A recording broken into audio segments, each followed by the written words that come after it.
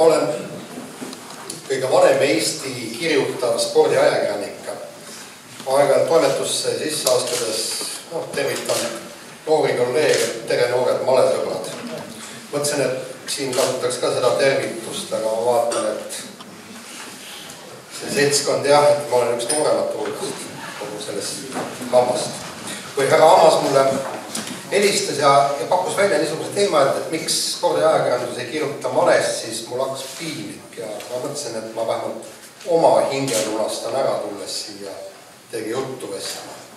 Ja kui me veel eile rääkisime, siis ta ütles, et teema on võib-olla ehk natukene maas juba selle pärast, et ikkagi üht-teist räägiti Kaarseni ja Karjakini matšist ja kvalifikatsiooniturniirist, ma hakkas veel rohkem piinlik. Jah, me räägime, aga ma loodan, et teie ei loe. Seesama viimane partii Kaarseni ja Karjakini vahel. Vaimustada, eks ju. Ja siis üks online väljaanne kirjutab, Kaarsen tuli maailmameistriks ja ma tsiteerin. MM-matš kestis kokku 19 päeva. Võit tuli Kaarsenile 50. käiguga nende 16. partiis, kui Kaarsen tõstis lipu ruudule H6 ja tegi väljakutsujale šahmati. Naljakas, eks ju.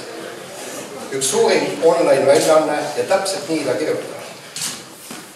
Paraku on probleeme palju, miks nõnda kirjutatakse. Tänapäevane põlvkond ehk ei mõista malet. Ma sellest natuke võib-olla hiljem, aga ma meenutan oma lapsepõlve 60. 70.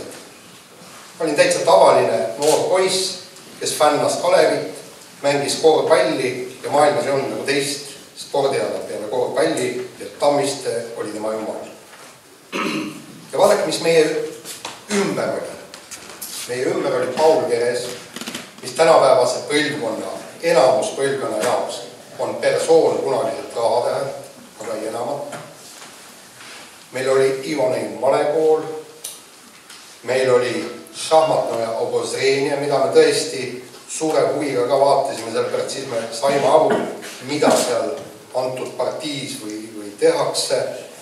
Meil olid veerandtunnised saated MM-matšidest pärast Preemat, mida me samuti himuga vaatasime. Meil oli Eesti Raadio malesimultan, meil olid malenurgad ajalehtedes, meie parim sünnipäevakink oli malelaud ja kui ma veel male kella sain, siis oli täitsa pael. Siis ma olin ikka üle küla vend. Kõik tahtsid minuga mängida, sest muidu võtsid mängida meeletult palju aega. Ja muidugi tasku male oli ka väga kihvt asi, sellepärast siis see tagapingis matemaatika tunni ajal sõbraga teha väike partii. Tänapäeval on nutitelefon, vaatavad seal, teevad midagi muud, mida ei tea, pole kuulnud.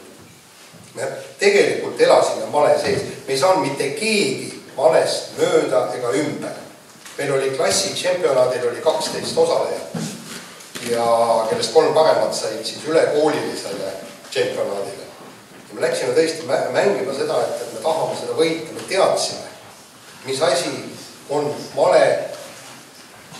Ma kahjuks ei suutnud oma pojale male armastust süstida. Ja õppis see käigud ära, unustas, sest tulid arvutid juba tol ajal. Läks Austraaliasse ja leidis male enda jaoks. Interneti teel õppis mängima ja aeg-ajalt kirjeldas mulle partiisid ja räägib, et ma küsisin, kuidas seal olid ohverdasid või polnud kuulnud sõna ohverda, ma ei teadnud, mis on kahimine, vangerdusest polnud aimugi ja siis räägib, et vaata, ma siis käisin selle ühe, vaata niisugune õige junne, et Ruuk on ta nimi, et sellega siin ma käisin sinna. Et nemad on need, kes on õppinud seda malet mitte Eestis, vaid ingliskeelse interneti põhjal. Ei ole isegi, kuidas ma neile kirjutan, kui nad ei jaga, nad ei tea, mis asi on ratsu, odavanker, ratsu, selle jagavad ära. Ja siin on muidugi teatud küsimusi nii meile, kui teile, kui kõigile, et meile pagana pärast meie Eesti noored õpivad rahvusvahelise interneti pealt, ingliskeelse interneti pealt seda malet mängida. Aga see selleks. Meie tulime kokku, mäletan, ostsime pool liitrit, võtsime malelaua ette, rääkisime elust ilmast, mängime malet. Tänapäeval ma tean, et noored, nemad mängivad FIFA 15 või mis ta nüüd viimane 2015, 2017 mängivad täpselt samamoodi. Võtavad nemad konjakit. Aga male ei ole nendele enam hingelähedane. Keres lahkus, tuli Diana Eelvest, Lembi Toll, aga asi hakkas millegi pärast vaimuma. Et kui ei ole tulemust, siis ei ole tähelepanu. Ma kujutan ette, et kui teised spordiala liigud kuulevad, et ma käisin teie juures seda siin lugemas ja rääkimas, miks malesti kirjutada, siis nad kutsuvad mind ka sinna. Ja enamus kutsuvad täpselt sama küsimus, miks meist ei kirjutada või siis teine võimalus, miks meist kirjutatakse nii vähe. Ei, tegelikult me kirjutame teist. Saate maleolümpial jälle millegiga seal hotellitoos hakkama, või küll siis tulevad. Ei ole probleemi. Aga kõige hullem ongi see, et me ei andnud oma noortele ühel hetkel enam maleharidus. Ja see on üks nagu põhjus. Miks pärast me kirjutame niivõrd palju jalgpallist? Eesti koondis ei ole ju suurem asi. Sellepärast, et noortel on jalgpalliharidus. Nad tahavad lugeda, nad loevad, nad näevad. Ja ma ei taha teile öelda neid numbreid. Me näeme online'is täpselt ära, kui palju keegi mingisugust artiklit loeb. See ei ole väga ilus number. Tõsi, siis kui meie noor neiu ikkagi olümpial nii-öelda esikoha saavutas, et väga hea tulemuse välja mängis seksika pealkirjaga, me ikkagi tõime ka küllalt palju lugejaid juurde. Edu paneb lugema, skandaalid panevad lugema, ainukene, mis ei pane lugema, on hall mass. Aga see pealkiri oli uhke. Eesti neiu hoidis maleolümpial individuaalset esikohta. Ja seal oli tõesti palju lugejaid vaatajaid. Okei, mina olen Eesti Päevalehest, ma võin peituda ruumi taha. Et meil ei ole ruumi, meil on 12 külge. Üks külg jalgpallile, ja poolele küljele mahuksid võib-olla male isegi. Aga meil on olemas internet. Meil on olemas online, meil on kõik muud niisugused asjad olemas ja internet saab ju otsa ainult Mart Laarel, mitte teistel.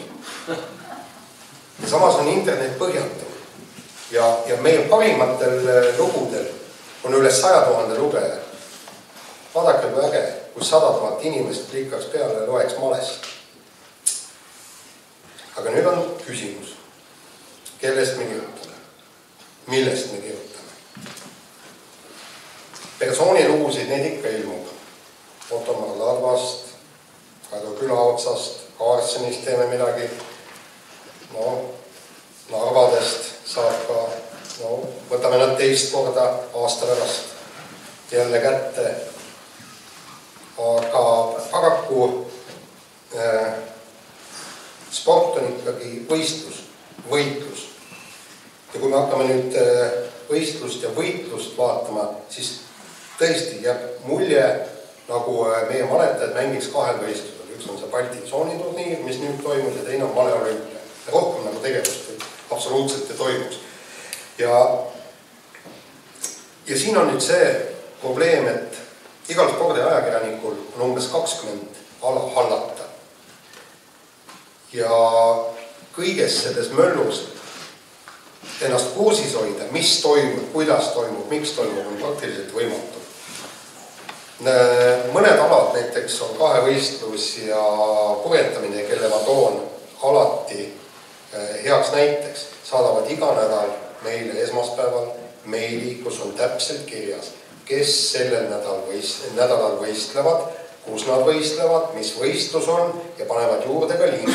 Tulemusi vaata siit või online ülekannet vaata siit. Kui on võistlus läbi, siis tihtipuhku saadetakse ka, kui on hea tulemus, siis saadetakse ilusasti Deniss Karpak saavutas EM-il või MK-etapil 3. koha, 3-4 lauset ja kõike selle me saame ilusasti tõsta online'i ja sellest kirjutuseks. Ma räägin, online on põhjatu ja te saaksite ise koostöös ja meiega koostöös kenasti pilti, aga siin ma ütlengi, tuleb teha koostöö. Ja siis teine küsimus. Kes kirjutab? Et meil seesama šahmat või Mati. Tulemuse võib igaüks, kooli meini kirja panna, eks.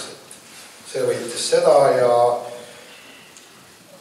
aga ega sisukamaks artikliks paraku mõistust jätku. Ja seda tuleb kahjuks tunnistada.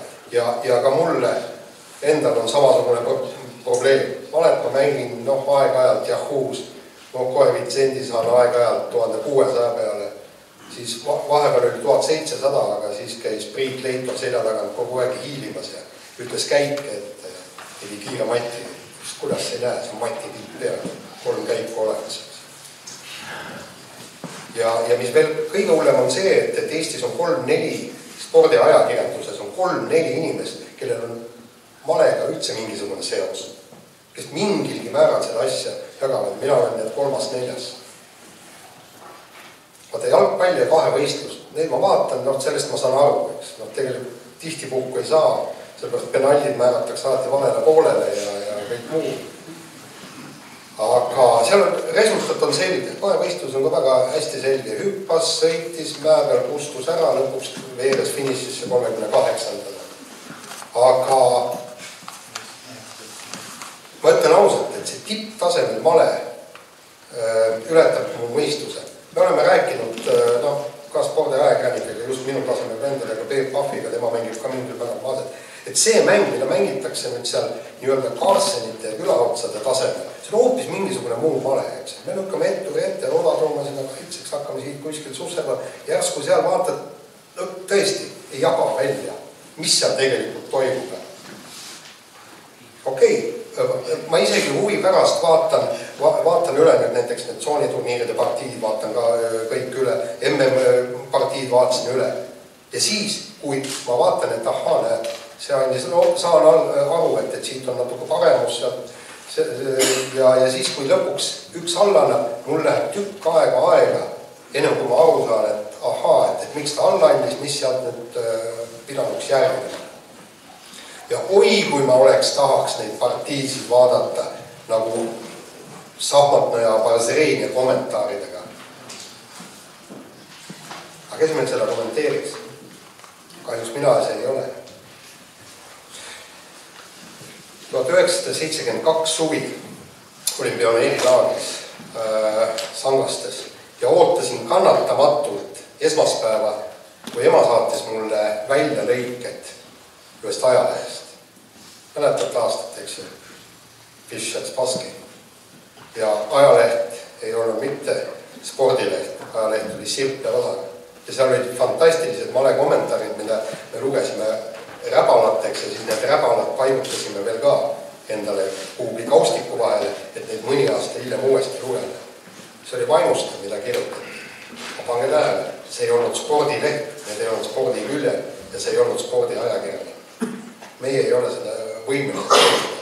Küll aga teie, meie tippude kommentaare kirjutage ainult. Ma tean täpselt, et ei ole ühtegi lehte, mis ei võtaks külaotsa kommentaare vastu. Tegelikult ka, jah. No tegelikult, aga põhimõtteliselt Eesti Päevalehte paluks esmalt pakkuda, on ju. Postimees on siia-sinna. Õhtuleks ei kõlbõrd. Ja maleblogid, kõik muud, niisugused asjad. Meie ei ole võimelised seda tegema. Teie olete. Aga kui ma nüüd asja väga lihtsalt kokku võtan, tegelikult me saaksime ka kõvaks, vägevaks ja suureks.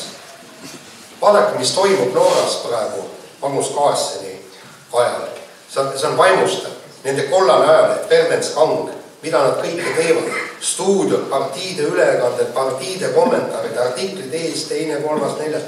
Saate aru, me leiame vahendid, me saame nii targaks, me teeme kõik täpselt sama, no võib-olla mitte sel tasemel kui Verdens Kang, aga andke meile natukenegi. Andke meile kas või pool Kelly Sildalut maletajate hulgas. Või andke siis meile pool Barutot. Vaadake, kui Barutod oli, me keegi ei teadnud, inimesed ei teadnud Sumost mitte midagi. Täpselt nii, nagu see noorem põlvkond ei korraga midagi valesti. Ja läks pool aastat ja kui me teadsime kõik Sumo võtteid, teadsime Tohios võistlevad kõik, mis toimub kõik. Nüüd on juba need meelest ära, ma tahtsin öelda selle termini, mis põhivõtted oli üle puusleide. Aga näete, kui kiiresti see unub, eks. Ja paraku ongi see, et nii kui natukenegi, ütleme niimoodi, MM-valikturniirile kui pääseks. Oi pagan, me tõesti kirjutame, me lubame, et me kirjutame. Maleolümpial natuke kõrgemale. Edu toob ka lood ajakirjandusse ja ma loodan, et siis toob ka noored inimesed rohkem male juurde, sest see, mis tegelikult praegu noortega toimub, see on kahetsusväärne. Töö, nagu öeldakse, on tellija materjalist. Ja ma siiralt arvan, et kui Maleliidu inimesed ja tulevad tõesti meie toimetusse, meil on Andres Vaher ju ka kõik on seal olemas, me istume maha ja me tõesti paneme, praegu on see niuke üldsõnaline jutt, aga me saaksime tõesti maha istuda, me saaksime detailsemalt teile öelda, kuidas te saate paremini pääseda nii online'i kui ka lehepinnadele. Aga seniks palju edu ja kasvatage meistrit.